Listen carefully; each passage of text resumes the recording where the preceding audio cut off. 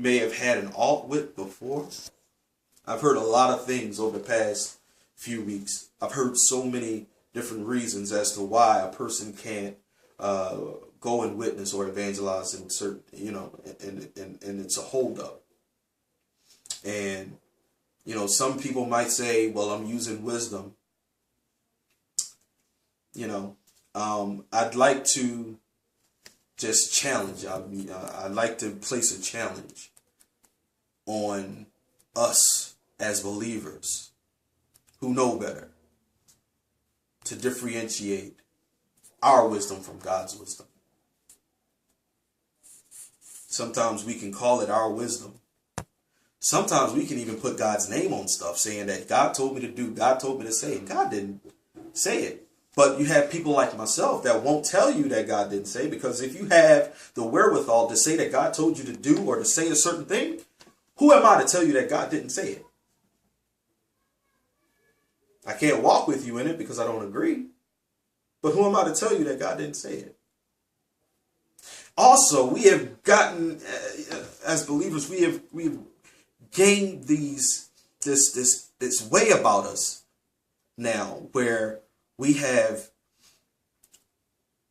left our convictions in order to connect with other people and to be accepted, to be embraced. We don't want to embarrass anybody. So we have abandoned our convictions, that our God-given convictions, the thing that keep us righteous. We have abandoned it.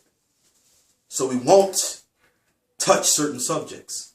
We won't tell certain people certain things. We won't express how we feel about certain things. We keep ourselves quiet now. And a lot of people are being missed. What if all the person really is looking for is someone to finally be honest, whether it hurts their feelings or not? What if someone is looking just for an answer? There was a situation, young man, he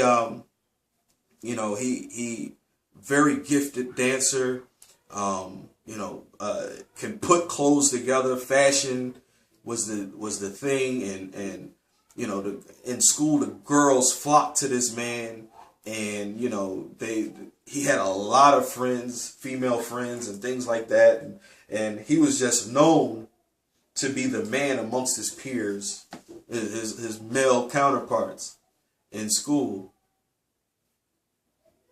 But then it came a point that because he wasn't objectifying these women and degrading them and using them and trying to sex them up and knock this one off and knock that one off, because he chose to be honorable and to actually be a friend to these females,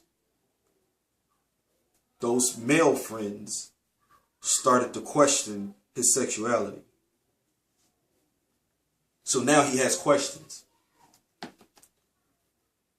And these questions had so much of a grip on him that he didn't know how to express it to any man in his life.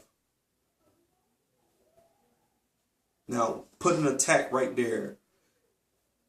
If we are mature, if we are growing in faith, and we have discernment, and we have perception, we can tell certain things as wrong, or there are certain questions on the minds of our children, of these young people. Why won't we just take the time, as much time as it is necessary, to find out what's on their heart, to be crafty in trying to reach them?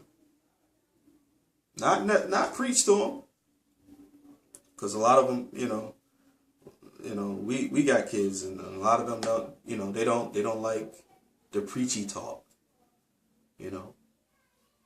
but be a real person to them and talk about things. And if you can discern what the question is, if you can see that there's a question about a certain area in his life,